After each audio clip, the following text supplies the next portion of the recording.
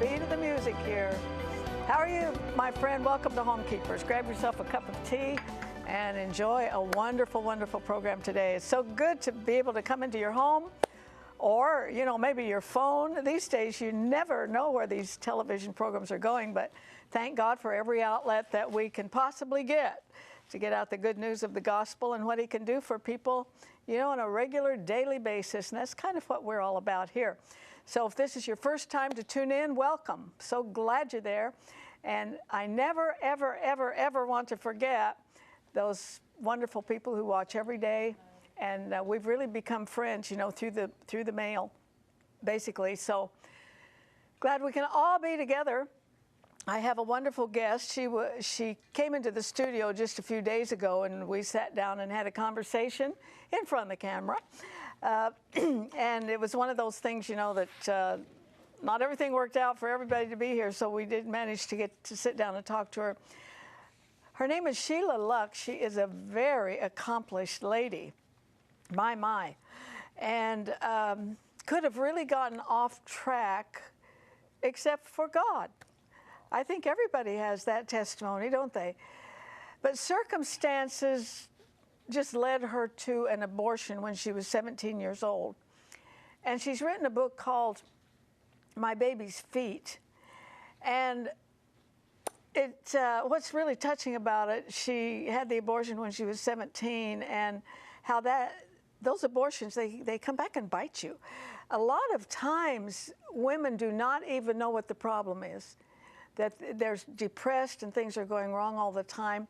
And so often it points back to that decision that they made. And so this lady suffered through that for a long time. She wrote this book and allowed her daughters to read it. With fear and trembling, she thought, what will they think of their mother? But the book has been a blessing, and it's very, very much a common thread that runs through the abortion stories. And so I want you to be acquainted with Sheila Lux on this interview, because she brings to light a lot of things that are important. And I want to again remind you that we're viewer supported, and you can use your credit card by calling 1-800-229-0059, or you can just write to us at Homekeepers, Box 6922, Clearwater, Florida 33758. And we will just appreciate it so very, very much. I'm very touched when I read your notes and letters and so forth. And I think a lot of times people have intended to send a gift to this ministry.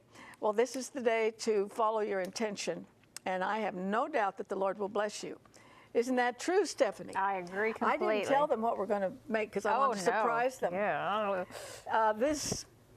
There couldn't be anybody in the world that wouldn't want this. No. Well, my son, because he doesn't like chocolate. I don't know where he came from. No. Oh, something's wrong. I know. Have you had him psychoanalyzed? I agree. We have thought about it. You know, we look like a little touch of spring today. Yes, well, we do. That's just the season as we're making this anyway. Yes. And we do a fair amount of strawberry recipes on here. Why do we do it? Well, because we're right next to Plant City, strawberry capital of USA. Beautiful strawberries and cheap. I got 3 big boxes, or those the other day, 3 for $5. Nice. So I took some over to my daughter, and this is called a strawberry icebox cake. I'll tell you what's great about this. In the summer, Florida gets very hot. I do not like to turn my oven on. So this is something you just make and stick in your fridge. All right, tell me what to do. Okay, so we're just going to take some, you can just slice these to make pretties for the top. You want to do that? All right. Okay, so I'm just going to take some Cool Whip, and all we're going to do is we're going to layer some Cool Whip, and then we're going to put some whole graham crackers on, and then we're going to put some strawberries, and then we're just going to do that again. Yeah. You can, and then you put it in the fridge. And it all comes together, and it marries, and it's beautiful. It's a beautiful combination. It's like chocolate-covered strawberries with, it's kind of like strawberry shortcake in a Your son is the first person I've ever heard of that didn't like chocolate. Yeah. I've lived seriously, a long time. I do not know what happened to him. Do you know what I was thinking we should revisit? Yes. Wasn't it a couple of years ago that you and your husband had a come to Jesus financial meeting? Yes. Now, who instigated it? Did you? I did, because I was the main bill payer. I'm putting strawberries on top of the graham crackers. You know, I was the one. See, here's the problem initially. I thought I was taking all of the burden off of my husband, and I was taking it all. I wasn't telling him about, I mean, I wasn't hiding anything from him. You were being a martyr. I wasn't, you know, like spending money I shouldn't spend or anything like that, but I just wasn't sharing with him that we really... Should I mix this? See if that's warm enough. Yeah, sure. Yeah. I Okay. wasn't really sharing with him, you know, that we really needed to do something because we were in debt and stuff like that. I was just trying to take it all on myself. Well, then it got to the point where I said, you know, this isn't right. Like I said, I wasn't hiding anything. I wasn't doing anything wrong. I was just trying to bear the burden by myself. So we sat down, we had a talk, we put a budget together. You know, that's the first thing. If you don't do anything else, sit down and write down what your bills are. Did you have a hard time getting him to the table? No, not at all. Not because, you know, he didn't realize that I was carrying this burden around and not sleeping at night and crying. You said one thing that was very insightful to me, and that was, both of us are working. We make enough money to do this. Right. Oh, I think yeah. that's true in a lot of American You know, homes. I think people would be surprised, and that's why I say if you sit down and just write down your bills, and then write down your paychecks, and you'll see. We looked at it and we thought, okay, there should be money here, and what are we doing wrong? Then all you do is you take, you know, some of your checking account statements and find out where your money went, and you're going to probably find out that you are spending money that you really shouldn't, eating out. So first things first, sit down and do a budget. That's what I would say. Well, this story is going to be continued. Yes. Because it's been a couple years, and stuff when you happens. think about it, it's not that long. No, and stuff happens, and guess what? Okay, let's be honest about this recipe. Okay. We put a little bit less milk in it because it, the first time felt it made a little bit too runny. And so I didn't have it. oh, Here, just pour here's the ganache over the top. There's the ending. And stick this in the refrigerator. That's what you do. And make it ahead of time, and I think it's gorgeous. Oh, how can it not be good? It just cannot not be good. It's so light, and it's not real sweet. And then you can put pretties on top. Because graham crackers are not real sweet. This is really a good one. So if you want it, write in or email me. We'll get it to you, no cost. Now I want you to meet Sheila Lux. You're going to love her as much as I do. I really believe that. Stay tuned.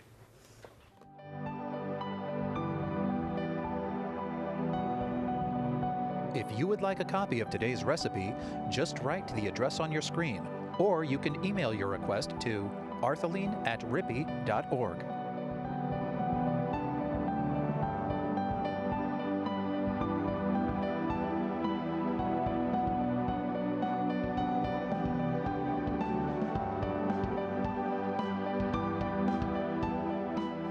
Well, Sheila, I want to welcome you to Homekeepers. Thank you very much for having me here today. All the way from Wisconsin. And as we are taping this interview, it's very cold up there, so I think you're happy to be here, aren't you? I'm thrilled to be here. It's really bitter cold up there. Got a little break. You're a very accomplished woman. You do career Christian workshops, and you've got 5 published books. And you're a columnist for the Wisconsin Christian News. And you serve on several boards, including Wisconsin Right to Life. And you have a doctorate in jurisprudence. I really feel dumb sitting here next to you, lady. Oh, please don't. I really do. But we're going to talk about one book today, and if you can ever come and visit us again, we're going to talk about some of the others because they are great topics. But today we're talking about your book, My Baby's Feet. I'll get into the story, but I'm curious about the title. Why did you choose feet? My Baby's Feet. I don't know. Actually, the title came to me in a vision. It sounds a little weird, but I was checking out at a store, buying some things at a store, and all of a sudden there was this flash in my mind, a picture, and it was a table of contents with a title, and the title was there, My Baby's Feet.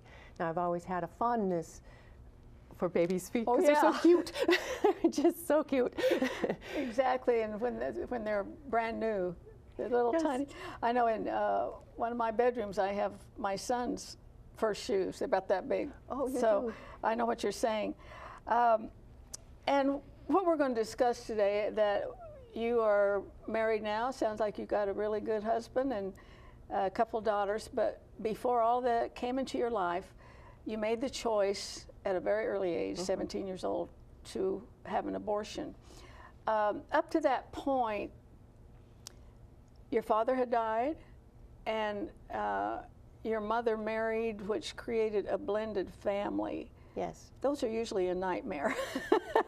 How was yours? A nightmare, I think. Yeah, you know, people ought to really think it through before they bring children together. You know, there's ages to consider, and probably the children on each side are grieving to some point, and bring them together in one household. And so at the age of 17, you found yourself pregnant. Let's pick it up there. What'd you do? Well, after going to the doctor's office to confirm that I was pregnant, confirm my worst fears ever, I found myself in the parking lot just sobbing and very fearful for my future. What will I do? Can I, you know, I was just in high school. I worked at a part-time job in a coffee shop after school, and how could I possibly afford a baby? How could I possibly take care of a baby? How could I tell my mother? And where was the father? He was around, but I wasn't seeing him anymore. I mean, I fell for his lies, fell for everything that he said or what girls? I'd hoped. Yeah, what I had hoped out of the relationship didn't pan out after saying yes, and you really excelled in school. that was kind of my one grounding effort, is to do well in school. This really complicated that. It did, yeah. And it complicated the entire thought of the future. What will I do? Can I go to college? Can you go to college and live in the dorms when you're pregnant? What does a person do? And will I lose all my friends? Whose mothers will let their daughters hang out with me if I'm pregnant? You know, those were all the fears. So much fear ran through my heart. Now, were you raised in a church family? Was there regular attendance to church? And there was. I was raised in a Lutheran church. And I was baptized as an infant in the traditional Lutheran way, and I kind of didn't quite understand it, though. Even though I went through all the teachings and things, I didn't understand the whole concept of a relationship with Christ. And I did understand it as a teenager that if I got up on Sunday morning and went to church, I didn't get in as much trouble for whatever happened Saturday night. Oh, that could be true. Yeah. And so you found a town that would give an abortion because at that time parental consent was required. Boy, that's long gone. A 10, 12-year-old can go get an abortion now. Yeah, and they don't even have to tell anybody. No. Yeah, that's pretty frightening. So you found a way. But what I want to get to, I think, is there's some sameness here, that you had the abortion and there was not any warmth in the abortion clinic. It was just very perfunctory, I guess you'd say. Oh, absolutely. It was, you walked in and the waiting room was full, and everybody's eyes, they're all looking down, and you go pay your money, and you go inside, no engagement. And I remember I took general anesthesia, and I remember waking up from it and having sort of a hallucination. They warned that you would have this hallucination when you woke up. And as I was waking up, it was frightening to me, and I started, shouting for help and stuff, and a lady came and sort of stuffed a little bowl in my hand and just said, "Be quiet now," and she scolded me and left me on my own. You were hearing girls cry? I was crying, and some... No comfort, though? No comfort, no. I was shouting, actually, I believe I was shouting for help, and she scolded me. This is not unusual, because I've interviewed a lot of women who have had an abortion, and there's a sameness about it. There's a cruelty that accompanies it. Of course, yeah. Maybe you have to do that to get through it. Okay, now what I want to talk about is how you took care of it, and you finished school and all, but how it, even though culture tells you this is all right, this is the thing you should do, it comes back to bite you, and it bites you very hard. Oh, it does. Did you know immediately when these feelings came that it was guilt over this abortion? Not immediately. You just knew something was wrong. I knew something was wrong, and there was this constant, something would continually happen to remind me. It's kind of like the story of Cain and Abel, when Cain killed his brother Abel out of jealousy, and God kept coming to him and, Cain, what have you done? I believe God kept coming to me and bringing something to light in my life, whether it was a comment by somebody or a news report about an abortion clinic, an argument with my sister about abortion is, she said abortion is wrong, and I was trying to argue that abortion was right, because I was trying to protect my heart, and but over and over, God lets you know that this is the wrong choice. Yeah, I think that's interesting too, because everything in culture tells you it was the right choice. Yes. Yes. You can't override that God-given instinct and conscience and so forth that He puts in, even if you don't know Him. It appears. Now, at what age did you kind of come face to face with it? You knew this was it. Now what do I do about it? It's something you don't want to come face to face with, because it's something that when you where does a mother go when she finally recognizes and admits the truth of abortion, that you killed your own child, you paid someone to take the life of your own child? Where does a mother go with that information? And so I continued to deny it. I continued to come up with excuses like, well, it's not a baby yet, it wasn't born yet, or maybe it didn't have a soul yet. You know, God doesn't put a soul in the baby till maybe it's born. You know, all those excuses, all those arguments are the things you might hear from the pro-choice world. And I wanted to believe those things because I didn't know what to do with the guilt and the shame. You were told to do it while it's still tissue. Right. They said it was still tissue till you were about 12 weeks along, and if you hurry on in, you won't be harming anything. It's just tissue. It's just a nest. Your body's building a nest to prepare for the baby. How did you deal with it? Because you're obviously a very smart lady. You've got a couple of degrees, and one of them's a doctorate. How did you plow through that awful, I'm sure there were moments of depression and so forth, but you did excel. You were productive. The first thing that I did is try to bury it, try to hide it from myself, if you can do such a thing. But it kept cropping up in various ways. In a sense of rage one time, I just found myself exploding. It cropped up in you could see how it had impacted my personality. What was once an outgoing person is now a timid, someone who doesn't want to get to know people. One of the fears of losing all my friends as a teenager, I actually had fewer friends throughout life because I was afraid to make friends. You put up a wall, trying to avoid people so that they don't know the true you, because you're living with a sense of shame. I have a sense that there's a lot of ladies watching right now that can identify with you, and we're not through yet, so stay with us. If you just tuned in, though, I am talking to Sheila Lux, and this is her book, My Baby's Feet.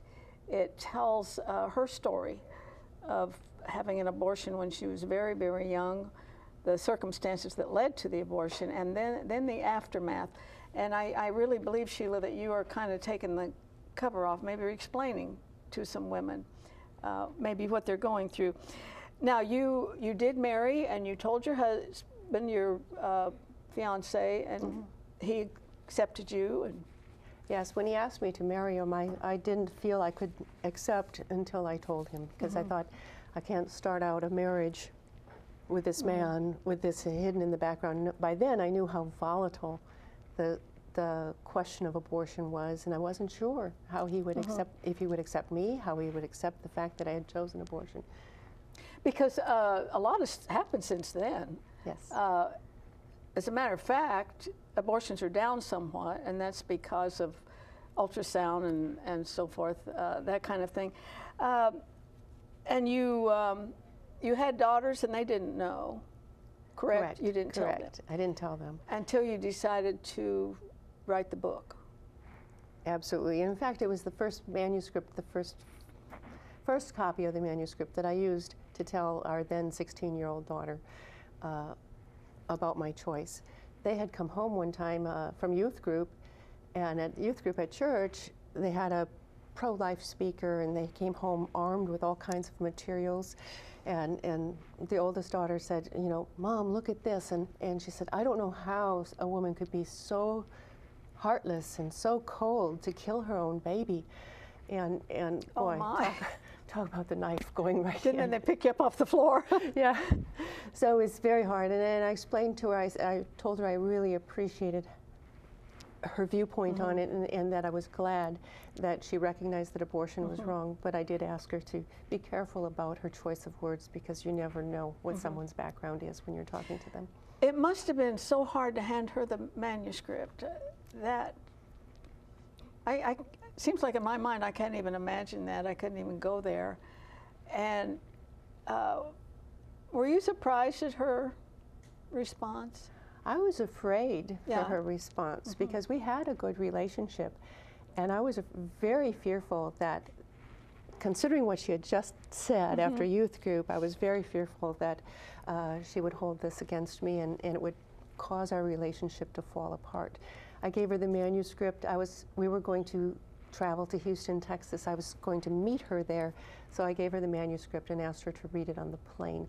And I thought, well, this will prevent a 16-year-old from slamming the door and running out and saying, I'm not coming home, I'm going to so-and-so's house. But she didn't do that. She didn't do that. And in fact, it was absolutely wonderful what she did. It was I could feel the sense of reconciliation from God with her words. There's something too, there's something so cleansing of getting it out there. You have to put the light on it. You do. But one thing and we've only got 2 or 3 minutes left, but one thing I think you really struggled with, maybe way too long, was the guilt. Oh, yes. And the drive that it had for decades, basically. And you know what I tell people who have that problem? No. That are you asking for something besides Calvary? Because in a sense it says, my sin is way too big. It's too awful for the cross, for the blood of Christ. And it's not. It's not. It's not. It's you don't need the cross plus, just the cross. And I think that would be so freeing, maybe to a lot of our precious viewers out there, that abortion's not too big for the Lord. You're absolutely right. It's not. And He has taken me through many steps of healing. When I was ready for the next step, He brought me to that step. Yeah, and that's important, and it's wonderful that you wrote the book, because there are so many women that just really have a problem like yours. And what is it you think that took you so long, except for the fact that maybe the Lord wanted you to experience all this so you could be a bigger blessing? It seems to me that perhaps you could have put it to rest before now, or before that time. And some people do. I think one of the things that took me so long was that I did not want to admit, I did not want to confess, I did not want to accept what I had chosen. And you know, that's the first step in healing, is accepting what you did and seeking, you know, confessing your sin and seeking forgiveness. But once I did that, then I was like the colicky baby, asking over and over, forgive me, forgive me, forgive me. Yeah, that's what I noticed. Yeah. And there were steps of forgiveness, such as forgiving others and things that I didn't walk through. You know, we say that in the Lord's Prayer, forgive us our sins as we forgive the sins of others, you know, and I didn't do that. It wasn't until I intentionally walked through various steps of forgiveness. Well, you might our say. Lord is in the process as much as He is in the end result, and Yes. that's why I'm glad that you put all those things in the book. It took you quite a while to get there, and God doesn't give us amnesia, does He? No, He He just doesn't. wipe it out of our. That would be nice. He doesn't allow you to forget. He allows you to maybe put things aside for a while till you're ready, but then He brings them forward. I remember Satan drug up something to me once that I said, oh, I just said, I took care of that. Get out of here. That's, we're out of time. Oh. I do want to invite you again, though, when you want to leave the cold, come back. Next week? Yeah, because I want to go through your other books. They are so very, very important right now. So you've got an open invitation. Oh, thank you very much. And you stay with me. I have a couple things to say before we have to say goodbye.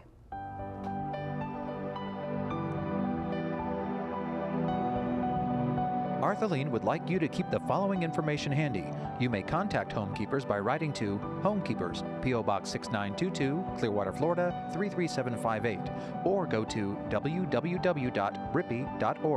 Remember, we always enjoy hearing from our viewers, and we thank you for your support.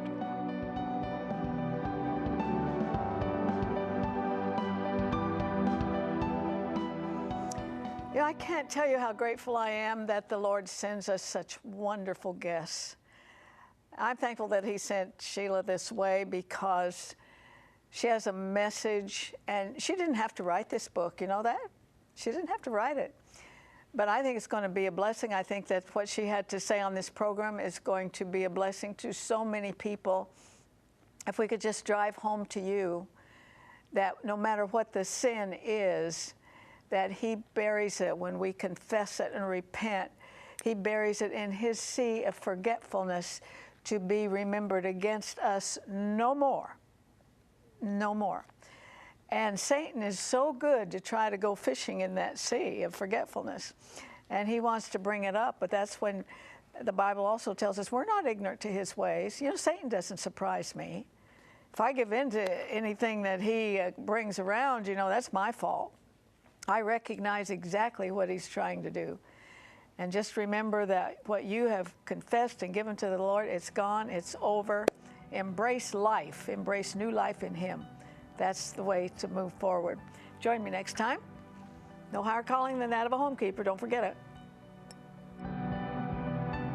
If you should miss a Homekeepers program, you can catch up by going to www.ctnonline.com. Click on CTN Programs and then on Homekeepers.